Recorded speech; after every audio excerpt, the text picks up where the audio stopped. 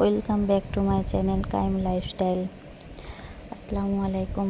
সবাই কেমন আছো? আশা করি আল্লাহর রহমতে সবাই ভালো আছো, সুস্থ আছো। আলহামদুলিল্লাহ। প্রতিদিনের মতন আজকেরও চলে এসেছি নতুন একটা রেসিপি নিয়ে তোমাদের সঙ্গে শেয়ার করব। তো আজকে নিয়েছি একটা বেগুন, আর নিয়েছি বাড়িতে ছিল কিছু কচু, কাটি কচু, আর একটা আলু নিয়ে কেটে ধুয়ে পরিষ্কার করে চলে এসেছি আজকে রান্না করতে। তো 3টে মাছ ছিল, মাছ 3টে ভেজে নিচ্ছি, লাল লাল করে ভাজা করে নিচ্ছি। এই মাছ দিয়ে রান্না করব না, মাছটা হচ্ছে কিনা ভাজাই খাবো। তো মাছগুলোকে আগে ভালো করে সুন্দর করে ভেজে নেব। তো এক পিঠ পুরো আমার ভাজা হয়ে গিয়েছে, তো এক এক করে উল্টে দিয়েছি। এখন মাছগুলো আমার ভাজা হয়ে গিয়েছে, মাছগুলো এবারে তুলে নেব। নিয়ে আমি আগে থেকে চিংড়ি মাছ কেটে ধুয়ে পরিষ্কার করে রেখেছিলাম ফ্রিজে। চিংড়ি মাছগুলো তেলের মধ্যে দিয়ে একটু ভাজা ভাজা করে নেব।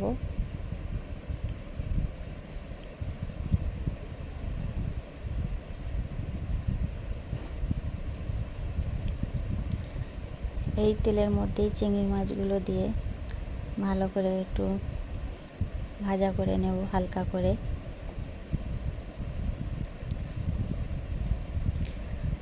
রান্নার সময় যদি সব কিছু কেটে ধুয়ে পরিষ্কার করে ফ্রিজেতে আগের দিন রেখে দেওয়া হয়, তাহলে কিন্তু অনেকটা সময় কিন্তু সেভ হয়, অনেকটা কাজ এগিয়ে আসে। তো আমি এটাই করি।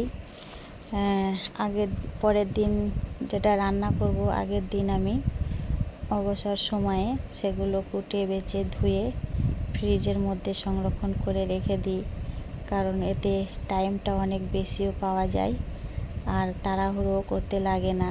আর বিশেষ করে যাদের ঘরে বাচ্চা আছে তাদের তো এমনি টাইমটা খুব শর্ট, বাচ্চার পিছনে সময় দিতে দিতে টাইমটা অনেকটাই চলে যায়। তো আমাদের মতন গৃহিণীরা যদি এইভাবে কিন্তু কাজ করে, তাহলে অনেকটা টাইম এক্সট্রা পাওয়া যায়। তো কথা বলতে বলতে আমার চিংড়ি মাছগুলো ভাজা হয়ে গিয়েছে, আমি তুলে নিয়েছি। তো এখন একই তেলের মধ্যে পেঁয়াজ দিয়ে লাল করে একটু রসুন বাটা দিয়ে দিয়েছি। রসুনটা দিয়ে আবার আমি ভালো করে নেড়ে চেড়ে একটু লাল করে নেব। পেঁয়াজটা আমার লাল হয়ে গিয়েছে। দেন আমি এখন একটু পানি দিয়ে দেব। আমি কিন্তু সব সময় মশলাটা পাকিয়েই তারপরে রান্না করি। এইভাবে রান্না করতে আমার ভালো লাগে, তরকারির টেস্টটাও বেশ সুন্দর আসে। দেন আমি মশলাগুলো দিয়ে দিয়েছি এক এক করে। মরিচের গুঁড়া, হলুদ গুঁড়া, স্বাদ মতো নুন দিয়ে আমি এখন খুব ভালো করে মশলাটাকে সুন্দর করে কষিয়ে নেব। তো আগে থেকে ভেজে রাখা চিংড়ি মাছটাও দিয়ে দিয়েছি মশলার মধ্যে।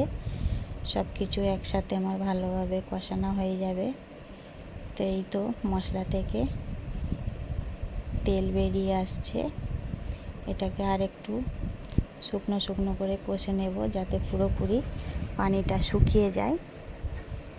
এইভাবে কিন্তু সবজি রান্না করলে অল্প তেলে কম মশলায় অনেক সুন্দর রান্না হয়, সবজিটা খেতেও অনেক টেস্টি হয়। এই তো দেখতেই পাচ্ছ আমার মশলা থেকে তেল বেরিয়ে গেছে পুরো। আগে থেকে কুটে পরিষ্কার করে সবজিটা রাখা ছিল, সেটা এখন আমি মশলার মধ্যে দিয়ে এখন বেশ কিছুক্ষণ ধরে নাড়াচাড়া করে সবজিগুলো মশলার মধ্যে ভালো করে কষিয়ে নেব, যাতে সবজিগুলো ভাজা ভাজা হয়ে যায়। আমি যে কোনো সবজি একটু ভালো করে কষিয়ে একটু লাল লাল করে তারপরে কিন্তু পানি দিই। এতে করে সবজির স্বাদটা কিন্তু খুব সুন্দর হয় রান্নার তরকারিটা। তো এখন আমি ঢাকা দিয়ে সবজিটা কষাবো। এতে সবজিটাও কষাতে অনেকটাই কিন্তু সিদ্ধ হয়ে আসে। এইভাবে রান্না করলে কিন্তু গ্যাসটাও কিন্তু অনেকটা অপচয় কম হয়, এভাবে যদি ঢাকা দিয়ে রান্না করা হয়। আর একদিকে তো আমার ভাত হচ্ছে, ভাত বসিয়ে দিয়েছি। আজকের একটু রান্না করতে দেরি হয়ে গেছে, তারপরেও কিন্তু সব কিছু আমার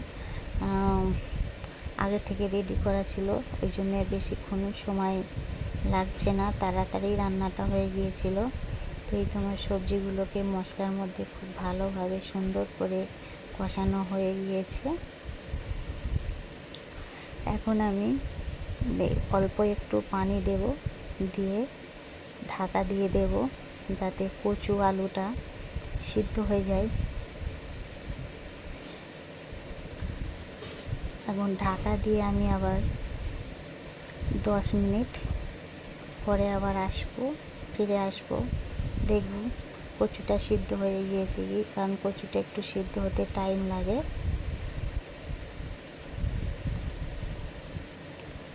এই তো 10 মিনিট পরে ফিরে এসেছি। এখন একটু কষিয়ে নিচ্ছি। এখন দেখব কচুটা সিদ্ধ হয়ে গিয়েছে কি।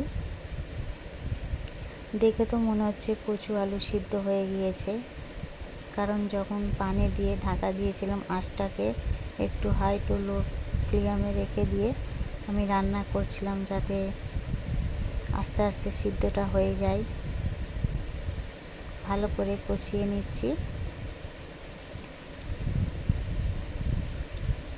কষানো আমার প্রায় শেষের দিকে।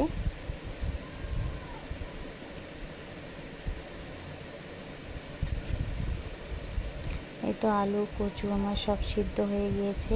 এখন আমি উপর থেকে দিয়ে দেব একটু ধনা ও জিরের গুঁড়া।